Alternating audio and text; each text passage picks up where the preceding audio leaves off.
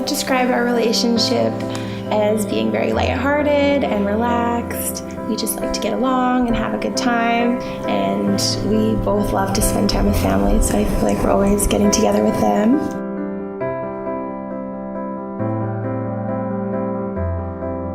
My relationship with Jill, I like to make a lot of fun with her, and I tease her all the time, and I call her my worst friend.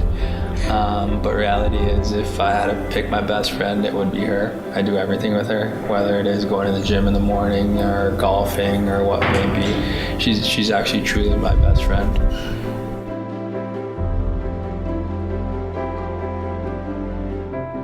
Jill and I have a lot of good memories, a lot of funny ones. I can spend all day telling some good Jill funny memories.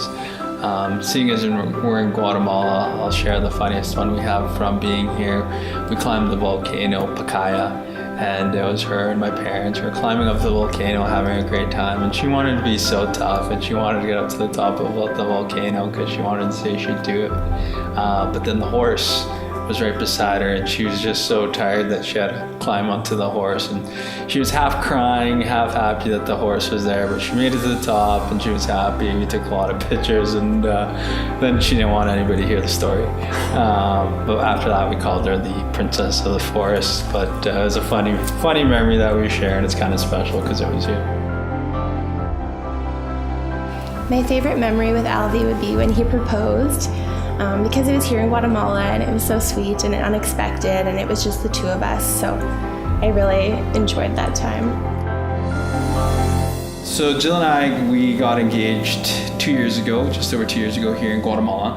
It was at a water park, and initially I wanted to propose in Casa Santo Domingo where we're going to get married, but it just didn't work out. It was busy and whatnot. So we were there, we had a great day, we spent a lot of time together, and it was fun. We sat down, we had a conversation, and she was giving me the sad face because I was telling her things she didn't want to hear, and this and that. And I was just laughing on the inside, knowing that it was go time. I was going to propose, and had the camera all set up and the footage ready to go. I was going to give her an empty box to symbolize that there was going to be a ring in there one day, and so she looked at it, and she was like looking at it like an empty box, and he told me that he was too broke to get me a real ring right now. And so she was looking at the box like, oh, thanks, this is nice. She saw the ring and she was like, oh no, this is for me. And she was kind of speechless, I guess, because it took her what felt like 5 minutes to respond. But she finally said yes. And then my parents were staying next door, so we went to go tell them. And my mom, sneaky little lady, I guess she knew since September, because that's when I bought the ring, and the receipt came into the mail at my parents' house. And she had gone through it, and she was concerned of what was going on, so she was there. But I guess the highlight was my dad crying. Yeah, my dad started crying. So we'll see if he cries at the wedding, because he was teared up. I don't know because he doesn't like Jill, or he was just all emotional, but tears were coming. He loves me. I would say that Alvy's dream honeymoon vacation would be going to an all-inclusive. He loves all-inclusive, so he just likes the unlimited amounts of drinks, and you don't have to worry about anything, so that would probably be it for him. Jill's dream honeymoon is, she's always on the computer looking for a new trip. She always wants to go somewhere. She wants to vacation. But if she could go to one place, she keeps mentioning Europe. And I tell her, I'm like, Jill, Europe's a big place. You can't just say, I want to go to Europe, right? So I think she's nailed it down to Greece. She ideally wants to go to Greece, like Santorini. She's kind of gotten into the documentary side of life and wants to learn history. So I think Greece would probably be her dream honeymoon, where she'd be the happiest.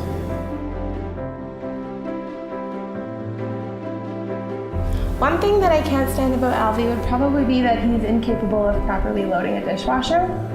So he'll probably leave his dishes on the counter, or he'll load the spatulas along the bottom and the plates on the top or something. It just drives me crazy. Dishes still get cleaned somehow, so I don't care. Yeah, by me. So.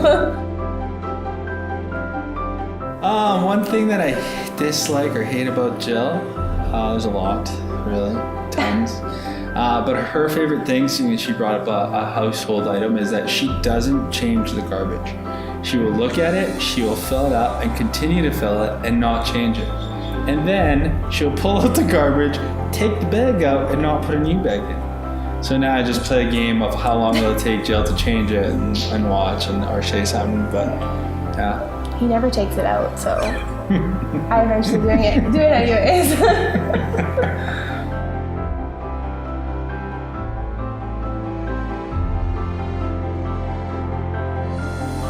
If I got in Alvy's car right now, it would be spotless. He would have probably just cleaned it and just took it to the car wash.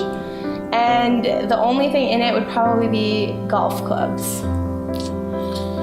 Yeah, it's pretty accurate. Like, I like to keep my car clean, but it's really tough with Jill. She likes to make a mess. I don't know how it's possible, but there's fingerprints and body prints in my car all the time, and it's Jill. Makeup, sunscreen. It's like a small child sometimes, so it's difficult with her in her. But she's moved from sitting in the back seat to the front seat, so we'll keep her there for a bit. Okay. Okay, what would I find in Jill's car? Jill's been doing a much better job of keeping it clean. She actually tries to wash it from time to time now, which is really nice. Before there used to be old stinky potatoes, garbage everywhere. It's true. So now it's pretty empty. It's just sometimes when she comes home from work, because she's on her feet all the time, her shoes stink. But yeah, that's about it. Stinky shoes maybe. Wow, I want to change my answers. It's too late now. I do shift for her.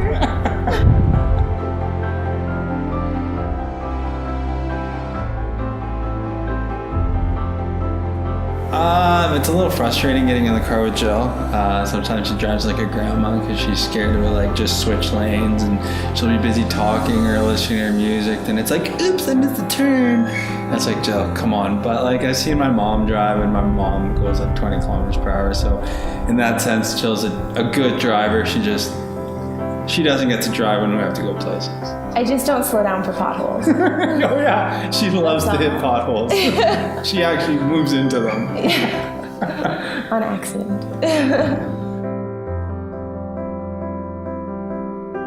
He thinks he's Vin Diesel, and he says he lives his life a quarter mile at a time, so definitely aggressive and very fast driver. It's pretty accurate, actually. What makes a Vin Diesel meet Michael Andretti, though? Oh. Yeah. I think I've taught Alvy to be more loving and caring and definitely more patient, because sometimes he has to wait on me, but it always ends up working out in the end, so.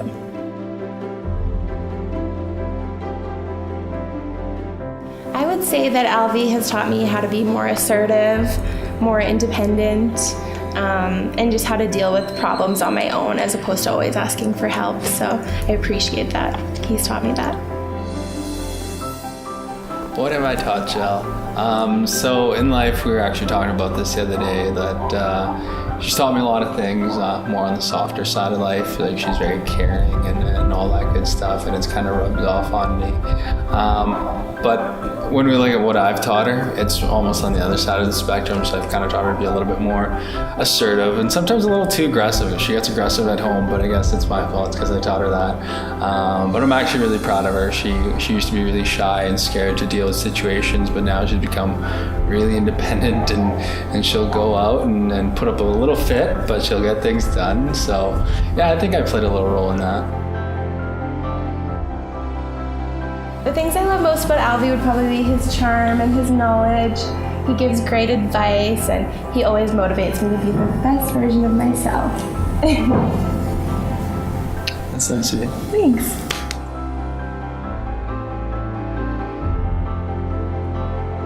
There's a lot of things actually that I love about Jill, but if I had to pick the main things, I'd probably talk about how loving and caring she is. I remember I got sick this year, and it wasn't pleasant. It was a pretty terrible time, but she went above and beyond to take care of me, and it was great. She's really probably the most loving and caring person I know.